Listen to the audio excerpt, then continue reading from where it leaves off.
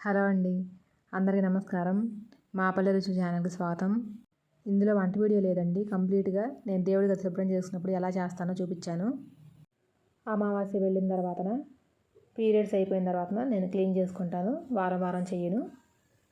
మన శ్రేయస్సు కోరే వాళ్ళు కొన్ని సలహాలు ఇస్తుంటారు కదా, వాళ్ళ కోసం చేశాను నేను ఈ వీడియో. నేను ఇదివరకు పేపర్ వేసాను ఫోటోల కింద, అది తీసేసి ఇలా వేయమని చెప్పేసి అన్నారు. నేను అందుకే ఈ వీడియో చేస్తున్నాను. ఇక్కడ నేను డీప్ క్లీనింగ్ వీడియో చేయట్లేదండి, మందిర వరకు చూపిస్తున్నాను. ఫోటోలన్నీ తీసేసి పక్కన పెట్టేసి నేను కొంచెం పసుపు నీళ్ళు చల్లి చేసుకుని ఇలా ముగ్గులు వేసుకుంటాను. ముగ్గులు వేసుకుని కొంచెం పసుపు కొంత బొట్లు పెట్టుకుంటాను.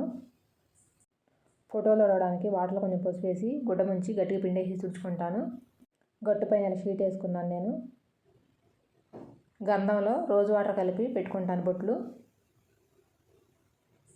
గంధం బొట్టు పెట్టిన తర్వాత కుంకుమ బొట్టు పెట్టేసి అన్ని ఫోటోలు ఇలా పెట్టుకున్నాను. అది వరకు ఫోటోలు వేరుగా పెట్టుకున్నాను, ఇప్పుడు ఫోటోలు వేరుగా పెట్టాను నేను. లక్ష్మీదేవి ఫోటోలు మధ్యలో పెట్టాను, ఇప్పుడు శ్రావణ మాసం అని చెప్పేసి. ఫోటోలన్నీ పెట్టుకున్న తర్వాత పూలతో ఇలా అలంకరించుకున్నాను. ఇవన్నీ మా చెట్లకు పూసిన పూలు.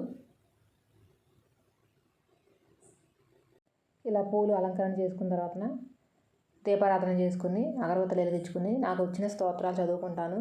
కొన్ని బుక్లో చూసి చదువుతాను. గోవిందనామాలు మాత్రం ఖచ్చితంగా చదువుకుంటానండి. గోవిందనామాలు, లక్ష్మీ అష్టోత్తరం 2 ఖచ్చితంగా చదువుకుంటాను. అవి చదువుకుంటూ ఫోటోల ముందు పూలు పెట్టుకుంటూ అలంకరణ చేసుకుంటాను అనమాట. 4 రకాల పూలు ఉంటాయి కదా, అవన్నీ సపరేట్గా పెట్టుకుని ఒక్కొక్క రకం పూలతో చేస్తూ ఉంటాను. మా ఇళ్ళల్లో పెద్ద పెద్ద పూజలు వ్రతాలు ఏమి ఉండవండి, నిత్యం దీపారాధన మాత్రం చేసుకుంటాము. శ్రావణ మాసంలో చేసుకునే నోములు కూడా లేవు మాకు. కాకపోతే కార్తీక మాసంలో కేదారేశ్వర వ్రతం మాత్రం ఉంది మాకు. లక్ష్మీదేవి పూజ కలసం లేకుండా నేను అన్నీ చేసుకుంటాను. అమ్మవారికి చీర, జాకెట్టు, పసుపు, కుంకుమ, గాజులు, నైవేద్యాలు అన్నీ పెట్టి పూజ చేసుకుంటాము. నా వీడియో నచ్చితే లైక్ చేయండి, షేర్ చేయండి, మా పల్లె రుచి ఛానల్ సబ్స్క్రైబ్ చేయండి. నాకు ఇలా పూజ చేసుకుంది మందిరం కళగా ఉంటే చూసుకోవడం కూడా చాలా ఇష్టం అండి. దేవుడి ఫోటోల దగ్గర అలా అలంకరణ చేసినప్పుడు చాలా అందంగా ఉంటాయండి. అలా చూసుకోవడం నాకు చాలా ఇష్టం. నేను చేసుకున్న పూజ విధానం మీకు నచ్చితే లైక్ చేయండి. ఫోటోలు వరుసగా రమ్మని సరిగ్గా పెట్టానో లేదో కామెంట్ చేయండి.